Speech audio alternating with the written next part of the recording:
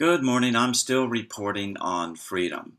We tried to put up a recent German interview with NSA whistleblower Edward Snowden, but YouTube blocked it with a stern warning about the copyright holder NDR, Norddeutscher Rundfunk, which means North German Broadcasting, was forbidding any use of the interview outside of Germany as a copyright violation. This is understandable, as NDR is a part of German public television and the primary source of their revenue is subscription-based. Germans pay about $20 per month to view NDR's productions.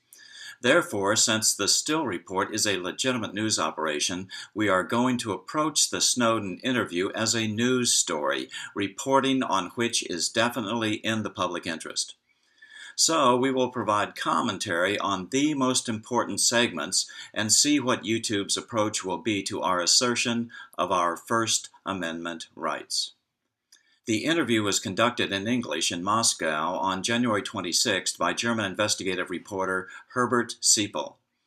And again, this has been blocked worldwide from viewing outside of NDR's German subscription base.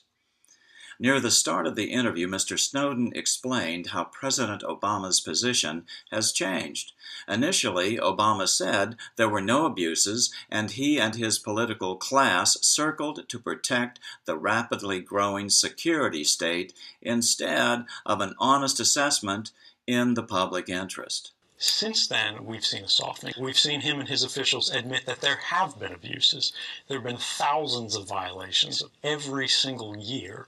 According to Snowden, President Obama's answer to the public outcry was to appear to make minor changes, which ultimately would not address the security concerns of the law-abiding public. He wanted to make minor changes to preserve authorities that we don't need. President Obama's response was to create a review board to study the problem. But the board was composed of personal friends and intelligence community insiders. People who had every incentive to be soft on these programs and to see them in the best possible light. So what were the findings of this board? Well, what they found was that these programs have no value.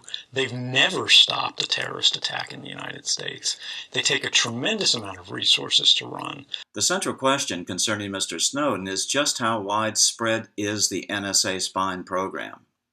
Every time you pick up the phone, dial a number, write an email, make a purchase, travel on the bus carrying a cell phone, swipe a card somewhere, you leave a trace. And the government has decided that it's a good idea to collect it all, everything, even if you've never been suspected of any crime. This is completely unconstitutional, and eventually the Supreme Court will have to rule on it. Traditionally, the government would identify a suspect. They would go to a judge. They would say, we suspect he's committed this crime. They would get a warrant, and then they would be able to use the totality of their powers in pursuit of the investigation. Nowadays, what we see is they want to apply the totality of their powers in advance, prior to an investigation. President Obama could fix this, fix it with his now notorious pen, literally with the stroke of his pen. The National Security Agency operates under the President's executive authority alone. He can end or modify or direct a change in their policies at any time. I'm still reporting on freedom. Good day.